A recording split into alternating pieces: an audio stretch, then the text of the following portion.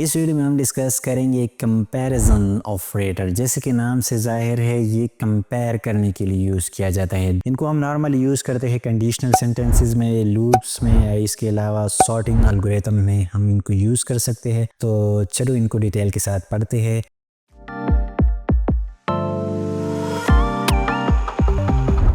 अच्छा, यहाँ पे मैंने शुरू किया है कंपैरिजन ऑपरेटर्स का एक लिस्ट। सबसे पहले मैं आपको बता दूं कि कंपैरिजन ऑपरेटर दो वैल्यू रिटर्न करता है, या तो ये ट्रू रिटर्न करेगा और या ये फॉल्स रिटर्न करेगा। दो वैल्यू में से एक को रिटर्न करेगा। सबसे पहली कंपैरिजन ऑपरेटर है ये डबल इक्वल टू। इसको हम इक्वल टू में प्रोग्रामिंग में कहते हैं, लेकिन ये दो ऑपरेटर्स है। एक्चुअली इक्वल के दो ऑपरेटर है, इसलिए हम डबल इक्वल टू इसको कह सकते हैं, और इसको एक्चुअली इक्वल कहा जाता है प्रोग्रामिंग में। इसका मतलब क्या है, जब आपने दो वैल्यूज को कंपेयर करना है कि वो बराबर है कि नहीं।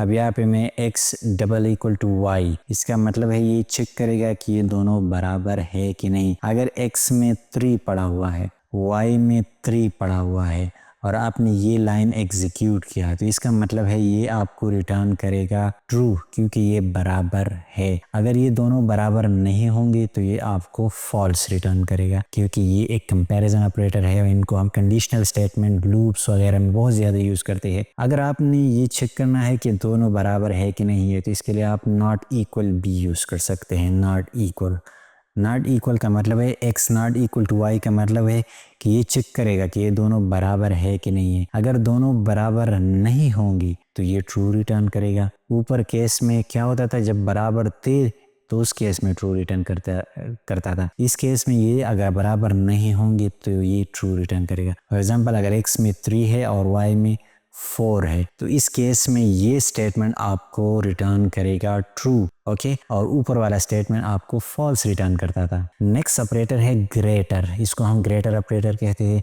ये चेक करने के लिए यूज़ किया जाता है कि कौन सी वैल्यू ग्रेटर है, कौन सी स्मॉलर है। अगर आप इसको लिखेंगे x ग्रेटर देन y, तो इसका मतलब है अगर ये x ग्रेटर है तो ये आपको ट्रू रिटर्न करेगा। अगर ये लेस है x, तो आपको ये फॉल्स रिटर्न करेगा, क्योंकि ये कंडीशन फिर फॉल्स हो जाएगी। ये लेस देन ऑपरेटर है। लेस देन का मतलब है ये चेक करेगा कि ये लेस है कि नहीं है। x लेस देन y, इसका मतलब है ये चेक करता है कि x y से लेस है कि नहीं है। अगर लेस है तो ट्रू, अगर नहीं है तो उस केस में फॉल्स। ओके, ये ग्रेटर एंड इक्वल टू है। इसका मतलब है ये चेक करे कि दोनों बराबर है या x ग्रेटर है कि नहीं है। अगर आपके पास x इज इक्वल टू 4 है और y इज इक्वल टू 3 है, इसका y इज इक्वल टू 3 है, इसका मतलब है x ग्रेटर देन y है, तो ये ट्रू रिटर्न करेगा। ये लाइन आपको, ये लाइन। और अगर आपके पास x इज इक्वल टू 4 भी है, y इज इक्वल टू 4 भी है, तो उस केस में भी ये ट्रू रिटर्न करेगा। एक केस में फॉल्स रिटर्न करता है जब x y से लेस हो, और ये है less than or equal to. इसका मतलब है दो वैल्यूज को चेक करेगा कि ये लेस है या इसके बराबर है कि नहीं है। तो x less than or equal to y का मतलब है ये चेक करेगा कि x और y बराबर है कि नहीं है, या x y से लेस है कि नहीं है। अब इनको प्रैक्टिकली करते हैं, क्योंकि ये प्रैक्टिकल काम है, तेवे से कुछ नहीं बनता। चलते हैं पाइचाम के अंदर, इसको प्रैक्टिकली समझते हैं।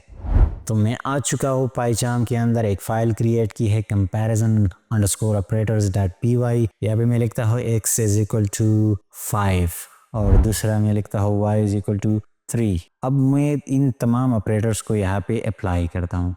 ये असाइनमेंट ऑपरेटर है, इसको हम असाइनमेंट ऑपरेटर कहते हैं। अब मैं यहाँ पे चेक करता हूँ प्रिंट कि x और y बराबर है कि नहीं है। तो मैं x double equal to y या x इक्वल टू y, अब ये चेक करेगा कि दोनों बराबर है कि नहीं है। तो मैं एग्जीक्यूट करता हूँ, ये दोनों बराबर नहीं है, इसलिए इसने मुझे फॉल्स रिटर्न किया। अगर यहाँ पे भी 5 होता तो ये रिटर्न करता ट्रू, क्योंकि इस केस में ये दोनों बराबर है। अब इसको मैं दोबारा कर देता हूँ 3।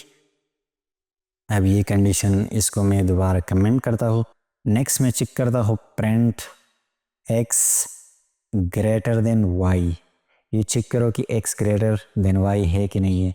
इसको एग्जीक्यूट किया, ट्रू है, क्योंकि 5 इज ग्रेटर देन 3, तो इस केस में ये ट्रू है। मैं दोबारा चेक करता हूँ print x less then y, चूँकि x y से लेस नहीं है, तो इस केस में ये रिटर्न करेगा फॉल्स, तो इसने फॉल्स रिटर्न किया। अब नेक्स्ट लाइन में लिखता हूँ x greater or equal to y। अब ये चेक करेगा कि x उस केस में ट्रू रिटर्न करेगा जब x लेस हो। अगर x और y दोनों बराबर है या x ग्रेटर है तो उस केस में ये ट्रू रिटर्न करता है। चेक करते हैं।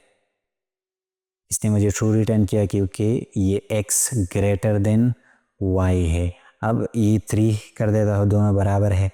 इस केस में भी ये मुझे रिटर्न करेगा ट्रू क्योंकि ये ट्रू हो जाता है x greater or equal to y equal तो है ना। अगर यहाँ पे मैं ट्रू कर देता हूँ, x को स्मॉल कर देता हूँ, एंड यू कैन सी इसने मुझे रिटर्न किया फॉल्स क्योंकि ये ग्रेटर आर इक्वल टू नहीं है। अब नेक्स्ट लाइन हम चेक करते हैं print x less or equal to y. अब ये भी चेक करेगा कि x लेस है या बराबर है कि नहीं है। तो मैंने एग्जीक्यूट किया, इसने मुझे ट्रू दिया क्योंकि x लेस देन y तो है ना। तो लेट्स सपोज मैं इसको 5 कर देता हूँ। अब ये मुझे फॉल्स रिटर्न करेगा, तो इसने मुझे रिटर्न किया फॉल्स। तो ये थे कंपैरिजन ऑपरेटर। इनको हम कंडीशनल स्टेटमेंट में बहुत ज़्यादा यूज़ करते हैं। फॉर एग्जांपल मैं यहाँ पे लिखता हूँ f x is greater than y। ये कंडीशनल स्टेटमेंट है, तुम प्रिंट करो x इज़ ग्रेटर। तो एक कंडीशन के लिए हमने इस कंपैरिजन ऑपरेटर को यहाँ पे यूज़ किया है। इन कंडीशनल स्टेटमेंट्स को हम बाद में पढ़ते हैं डिटेल के साथ, लेकिन सिर्फ आपको एक एग्जांपल के तौर पर आपको मैंने यहाँ पे बताया कि यहाँ पे हम इनको यूज़ कर सकते हैं।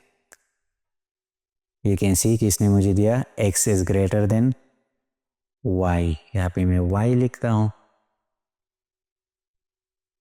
तो आप इसको कंडीशनल स्टेटमेंट में यूज़ करते हैं। वीडियो को लाइक करो, दोस्तों के साथ शेयर करो। Thanks for watching.